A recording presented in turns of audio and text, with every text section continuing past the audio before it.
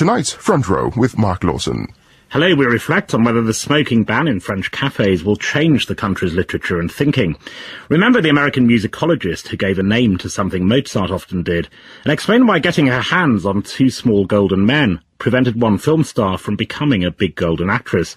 And hear from the man who gave us the sound of the athletes of the past and the replicants of the future.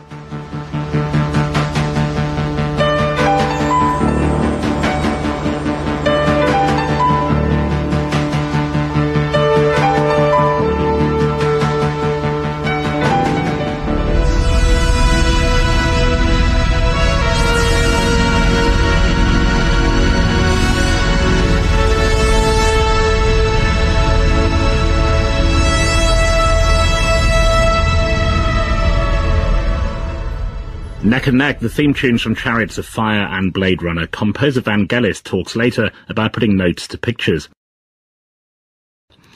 The tunes written for a movie's soundtrack are sometimes called incidental music, but in some cases the compositions become an incident as significant as the film. That's certainly the case with the scores provided by Vangelis, a specialist in electronic music, for Chariots of Fire and Blade Runner. But the music for Ridley Scott's futuristic drama was never heard entirely as Vangelis intended. Only now, to mark the 25th anniversary re-release of the film, has the full soundtrack of Blade Runner come out. In fact, it goes beyond the cinematic version with previously unheard or newly written material. In a rare interview, Vangelis spoke to me from his studio in Athens, surrounded by an array of keyboards, which, as you will hear, have become almost an extension of his voice. I suggested that since Chariots of Fire in 1981, the biggest change in his working life must have been the development in technology. So what does he use now? Well, whatever I can find is available. The only difference is that, in one hand, I agree and I'm for technology. On the other hand, I'm against it, because the way that it's been designed today, it takes you away from the kind of spontaneity and from the human touch, because you have to follow the machines and to program. But I'm not doing that. I'm using a system which I design, and this system gives me the opportunity to get into different, let's call it synthesizers, the sound sources. So whatever I do, I never pre-program anything, and everything's on the spot, one take. That's it. It sounds a little bit difficult or unbelievable, but this is the way I'm doing it. So no, everything is done live? Everything is done live. Everything. Never been programmed anything. I can give you an example. Yeah, please. Okay. What you hear now is not programmed.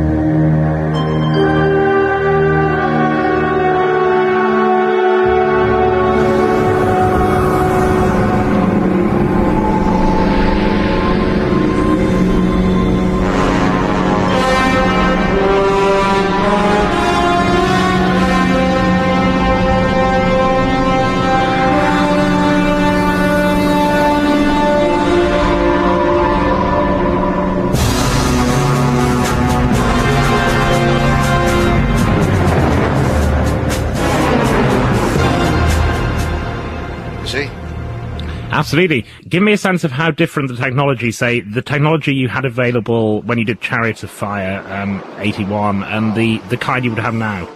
Yes, compared to the technology, compared to the keyboards we have today, almost nothing. But the approach and the system I used to, to use is exactly the same. I never changed the approach. What I change is the source of sound, that's all. So the soundscape you have available now is much, much larger. Yes, larger, and the sound quality is better, but the playability is a big problem. And the way that you approach the situation today, you have to use computers, and you have to program, and you have to choose, and all these kind of things, which I can't do it that way. So I'm using the sound, and then I created my own system in order to bypass this difficulty and to be instant, immediate. Imagine you have a symphony orchestra in front of you, and you have a lot of instruments, and then what you have to do is to give the right amount of room during the composition in order to create colors. And then as you create colors, you develop the whole composition. So you are, in effect, you're a one-man orchestra. Well, maybe if you say that, I'm imagining the the street with the bass drum and like something like this. Yeah. But as you know, the reason that the Chariots of Fire soundtrack stood out so much and got so much attention is that I think virtually any other composer would have gone for a period sound, and you didn't. Was that your instinct, or were you guided there by... That was you? Well, I'm quite instinctive, and I believe in instinct, because it's a reason. You know, when we have an instinct, it's a reason to be like that. And I felt that for this opening scene was the right sound and the right approach. I don't know if you know the story. Yeah. That we almost missed this piece of music because at the beginning it's been programmed, you know, this opening with another piece of music taken from one of my albums, but I was not very happy, and then the decision was taken the last day. I said, okay, try it, and if you don't like it, you don't use it, and this is what happened, and they did. And now that's why we have Chariots of Fire. And when you saw it for the first time with the pictures, you thought, that's it? Yes, but when I saw it, Hugh Hudson told me you shouldn't touch the opening scene because I already have the music, I decide with the music, and you do the rest. And he said, after all, it's your music, so it's no problem. And I said, yes, I don't disagree, but I think I can do better. And he said, you can't beat that one, it's good. Behind a situation like this is always a funny story, you know. Yeah. Your hard copy right there. Blade Runner is not such a funny story, though, because it's taken a long, long time for your the music to be released as you wanted it.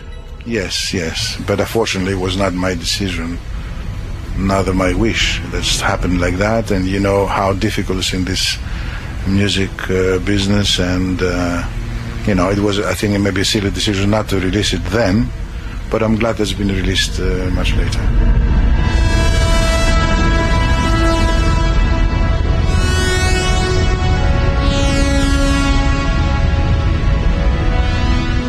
And also on the new 3 CD set, there is new music inspired by Blade Runner. So you sat down, presumably you sat down and watched it again? No. I watched it a little bit, but not really. I know this film, you know, backwards. I watched it so many times before. You talked about relying on instinct. One sign of that is that you were never taught music formally. You just started, really. Yes, true. Did people try to get you to take lessons? It's surprising to me that as a child you somehow knew you didn't want to be taught. Well, you know, the thing is that I started very early, and of course that was you know, very impressive thing for my parents, which fortunately they never stopped me to do whatever I felt. But as I started between 3 or 4 years old, they thought that maybe by the age of 7 I have to go to the music school. And it was a big disappointment. They never accepted. They tried desperately because they thought that this is the proper way to do things. But I was against music schools because I didn't understand. I understood music in a completely different way. And until today, I can't write and read music. So, you know. And what were the musical influences on you? Because it doesn't seem obviously Greek in influence, but where the influence came from elsewhere. I think the main influence always been nature,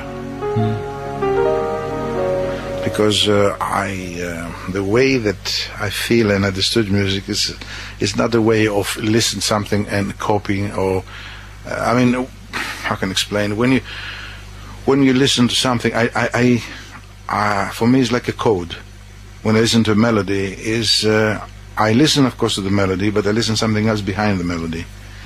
And this happens because maybe I started very early. And the way that I understood the world around me is through music, through sound. Therefore, it's kind of language that either I speak or don't speak. All the rest, it's you know, it's details, and it's not important.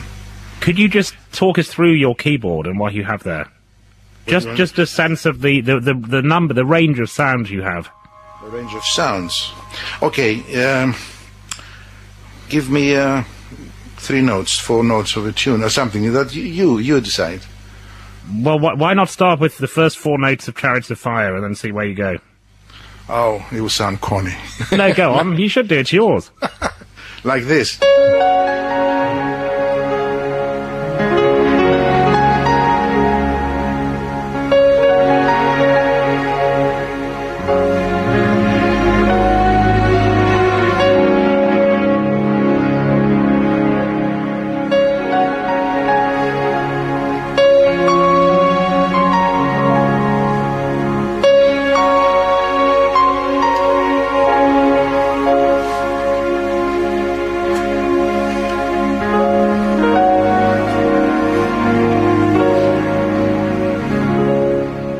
Variations on a Theme by Vangelis. The Blade Runner Trilogy 25th Anniversary CD box set is available now.